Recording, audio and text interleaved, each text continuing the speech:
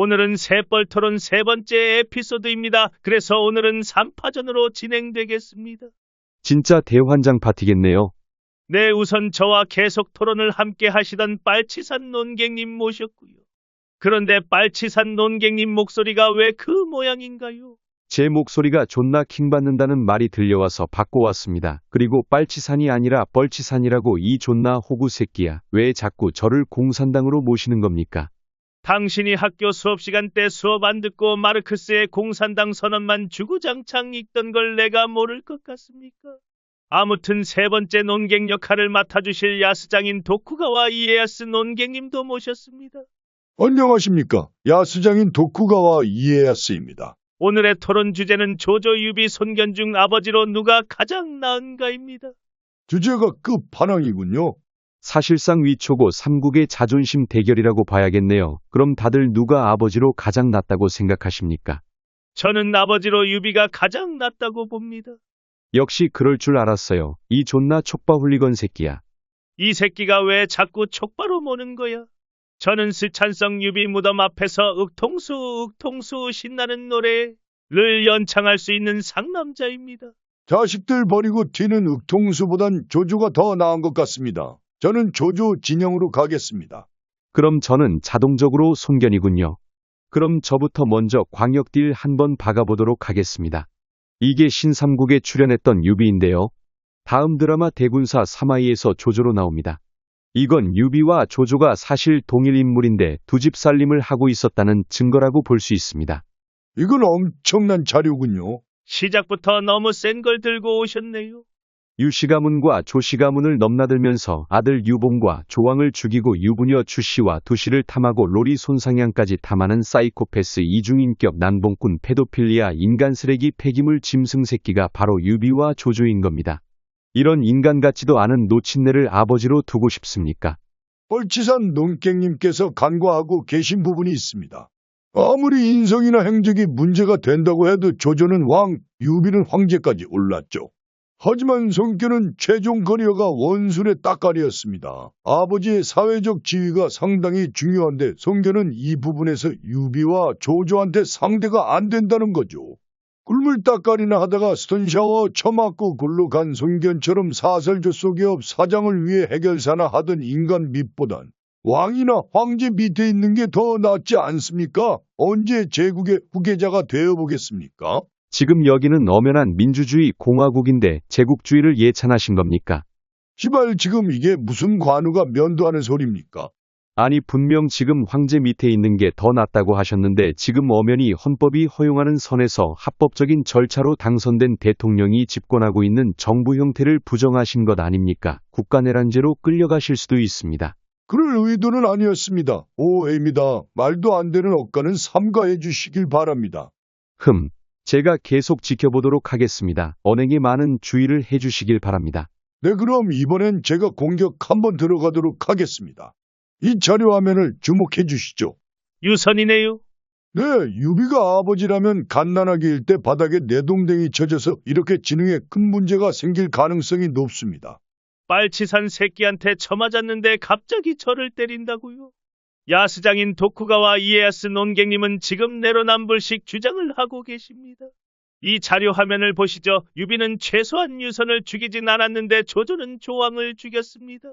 심지어 그냥 죽인 것도 아니고 미망인이랑 뜨밤 한 번 보내겠다고 원나잇 비용으로 죽였죠. 조카 조완민까지 1+1으로요. 아니, 조조가 직접 죽인 게 아니지 않습니까? 그건 그냥 조왕이 자발적으로 지 목숨을 갖다 바친 겁니다. 그리고 조조는 북쪽 지역들을 다 통일하고 왕국을 만들었는데 이걸 물려받으려면 큰형은 없는 게 낫죠. 지금 뭐라고 말씀하신 거죠? 북쪽 지역의 왕국이라고요? 아 진짜 의심받는 사람들은 다 이유가 있다니까요.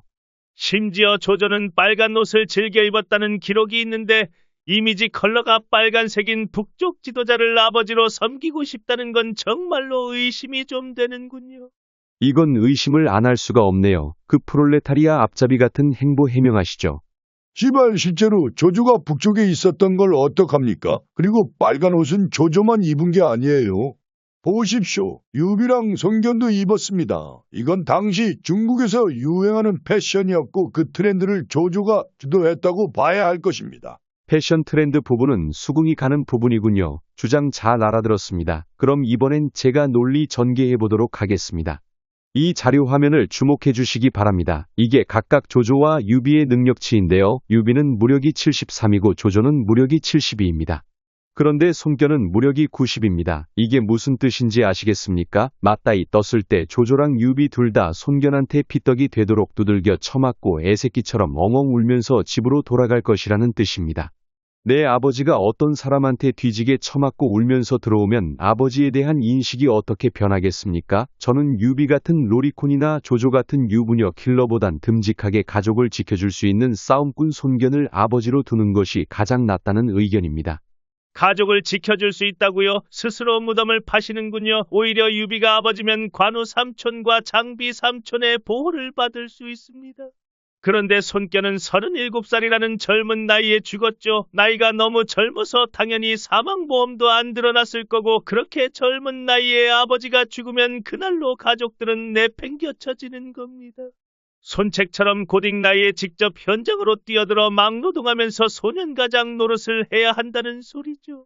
역시 아버지는 경제력이 필요하죠. 그런 의미에서 이름부터가 조 플러스 조가 되어 이조를 소유하고 있는 조조를 아버지로 두는 것이 가장 좋습니다. 누상촌 돗자리파 두목이나 꿀물 따까리와는 차원이 다른 경제력을 가지고 있죠. 이렇게 엄청난 경제력을 가지고 있는 조조가 가난에 허덕이는 현대인들을 위해 널리 보급시켰던 복지정책이 조조 할인인 건 역사 교과서에서 한 번쯤 보셨을 겁니다. 확실히 이조라면 경제력은 조조가 가장 좋은 것 같군요. 일정 부분 인정하도록 하겠습니다. 그리고 뻘치산 논객님께서 조조가 손견에게 뒤지게 쳐맞는다고 하셨는데 이건 엄청나게 간과하고 계신 부분이 있습니다. 그게 무엇입니까? 조조는 사실 파문전사여서 파문이라는 잠재적 능력치가 코에이 스테이터스에 반영이 안 된 것입니다. 만약 조조가 파문을 발동시킨다면 뒤지게 쳐맞는 쪽은 손견이 될 것입니다.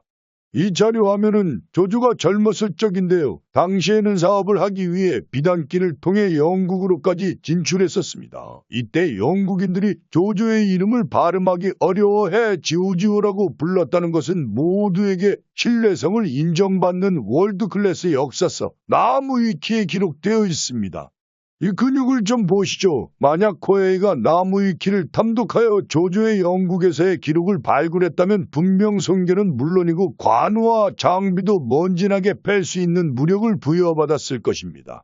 사실 유비나 조조에 비해 손견은 우물안 개구리 느낌이 너무 강하죠. 조조가 저렇게 영국에서 활동할 때 유비는 프랑스에서 활동했었습니다.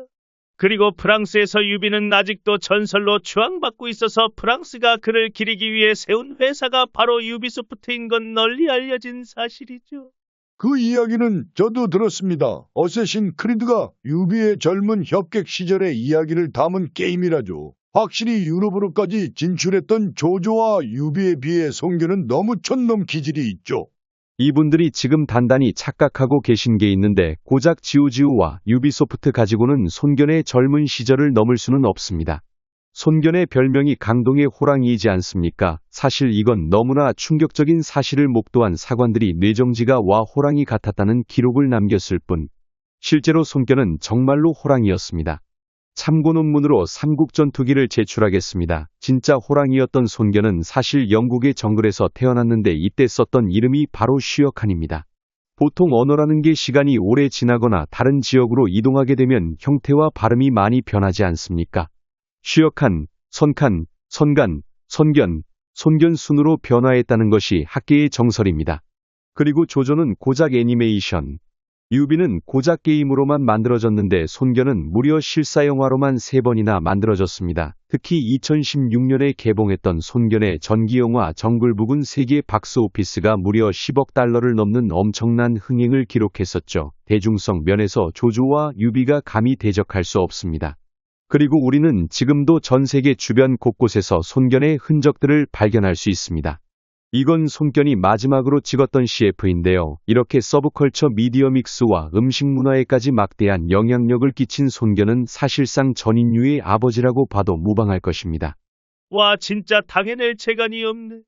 인정하시면 나는 빡빡이다라고 외쳐주시기 바랍니다. 조까 이 대머리 탈모 새끼야. 손견의 왕년도 상당히 버라이어티했다는 것은 인정하겠습니다. 하지만 전인 위의 아버지로까지 올려치는 것은 너무 광신도 기질이 있는 것 같군요. 자고로 좋은 집안이라면 갑오로 내려져 오는 복음 하나 정도는 가지고 있을 것입니다. 조조의 의천검, 유비의 자웅일대검, 손견의 고정도처럼 말이죠. 조조의 의천검이 가장 강력합니다. 무력을 6이나 올려주거든요. 네, 맞습니다. 의천검은 6을 올려주고 자웅일대검은 3을 올려주죠. 그런데 자웅일대검은 쌍검이라 사실상 3 곱하기 2로 똑같이 6이 된다고 봐야 할 것입니다. 그런데 그 정도는 그냥 3밖에 안 올려줍니다. 유비와 조조의 절반 정도의 역할밖에 못한다는 겁니다. 심지어 유비와 조조는 60대까지 살았지만 손견은 30대에 죽었죠. 그냥 인생 자체가 손견은 유비와 조조의 절반 딱입니다. 그래서 갑오 이름이 그 정도인 거죠. 손견은 그냥 딱고 정도니까요. 와 시발 그 정도는 예상 못했는데. 이어서 조조한테도 잽 한번 날려보겠습니다. 유비의 조상은 한 경제의 아들인 중산정왕 유승이죠. 유승은 실제로 40년 넘게 왕위에 있으면서 120명의 아들을 낳았습니다. 유래를 찾기 힘든 정력왕이죠. 그리고 이 정력왕의 후예가 바로 유비입니다. 그런데 조조는 바로 환관 손자죠. 유전자 측면에서 비빌 건덕지가 있을까요? 할아버지가 고자인데 이런 집안의 자식으로 살아가고 싶습니까? 확실히 유전자는 조조가 좀 꿀리는 부분이 있군요. 키도 유독 작았으니까요. 하지만 집안의 유전자는 조조가 좀 후달릴지 몰라도 유비 집안에는 엄청난 문제점이 하나 있습니다. 이 자료를 보시죠. 이건 유비의 60대선인 유창이라는 사람인데요. 보시다시피 가업으로 돗자리랑 집신을 만들어서 팔고 있습니다. 이건 자식들에게 60대째 가업을 강요한 것이라고 봐야 할 것입니다. 60대째 유비의 후손들은 자신의 꿈을 펼치지 못하고 힘겹게 가업을 이으며 원치 않는 삶을 강요받아야 했습니다. 그건 아주 사소한 맹점입니다. 오히려 60대 넘게 1800년 동안 자손이 이어졌다는 점에서 유전자가 매우 탁월하다는 장점을 다시 확인할 수 있죠. 조조 후손이랑 손견 후손 아직도 있습니까? 비빌 걸 비비셔야죠. 환관 유전자와 짐승 유전자가 당최 무슨 장점이 있다는 건지 알 수가 없군요. 궤변이 점점 심해지고 있군요. 이쯤에서 가불기 하나 때려받고 이 병신 같은 토론을 끝내보도록 하겠습니다. 손견은 우리나라 그 자체, 우리나라의 국부입니다. 그리고 반박시 매국노입니다. 이 새끼가 드디어 오석산을 드럼통으로 들이키고 왔구나. 정말 가관이군요. 이빨치산 새끼 토론에서 퇴출하면 안 되겠습니까? 이런 친일 친중 반민족 행위 자새끼들이 스폰지밥으로 설거지하는 소리를 늘어놓는군요. 지금 이걸 반박하시겠다는 겁니까? 이 세상의 창조신이 손견이라는 위대한 성자의 모습을 본따 한반도를 만들었다는 것이 학계의 정설인데요. 네, 그건 인정해드리도록 하겠습니다. 이 마르크스 똥꾸녕 같은 새끼야. 하지만 손견의 모습을 본따서 만든 것이 한반도라면 중국 대륙은 바로 개한입니다. 저걸 한번 집 크기라고 생각해보세요. 어디서 살고 싶습니까? 지금 새로 논객님은 은근슬쩍 자신이 중국봉에 취해 있다는 것을 밝히고 계시는군요. 공산당은 오히려 새로 논객님이 아니십니까? 중국 대륙이 개한이라뇨. 적은 저 닭의 똥구멍 부분에 갇혀있던 유사 지방 정권이었는데 누가 족바 아니랄까봐 저기 천하통일한 행복회로를 오피셜 마냥 늘어놓고 계시는군요. 그리고는 저 닭의 좆땡아리 부분입니다. 하지만 위는 나머지 전체라고 볼 수 있죠. 저 닭을 조종하는 숙주가 바로 조조인 겁니다. 여러분들이라면 닭똥집에서 기생하는 유비와 닭불 아래 숨어 사는 손견, 그리고 저 닭을 조종해서 언제든 여러분들에게 치킨을 만들어줄 수 있는 조조 중 누구를 아버지로 선택하시겠습니까? 아, 시발 크크크크크 진짜 못해 먹겠네. 됐습니다. 다들 입 닥치시고 제가 마지막으로 보여드리는 가불기 맞고 승복 선언하시길 바라겠습니다. 이건 화봉요원에 나오는 유비고요. 누구 닮은 것 같지 않나요? 설마 예수 말씀하시는 겁니까? 내 유비랑 예수는 동일 인물이었다고 봐야 하고요. 반박시 주님의 심판이다, 이 이단 새끼들아. 이런 김밥 먹다가 은박지 씹어먹을 새끼가. 저는 불교인데요. 이것도 유비입니다. 귀 큰 놈으로 불린 이유는 유비가 부처였기 때문입니다. 이걸 어떻게 받아야 되냐? 존나 뇌절 오네. 예수와 부처라는 두 개의 이름으로 동서양 인류 문명을 사실상 모두 발전시킨 전 인류의 아버지는 유비였다고 봐야 하고요. 이쯤 되면 니들은 더 이상 당해낼 재간이 없을 것 같은데요. 네가 판을 터뜨려버려서 더 이상 할 수 있는 말이 없네요. 이제 투표로 넘어가시죠.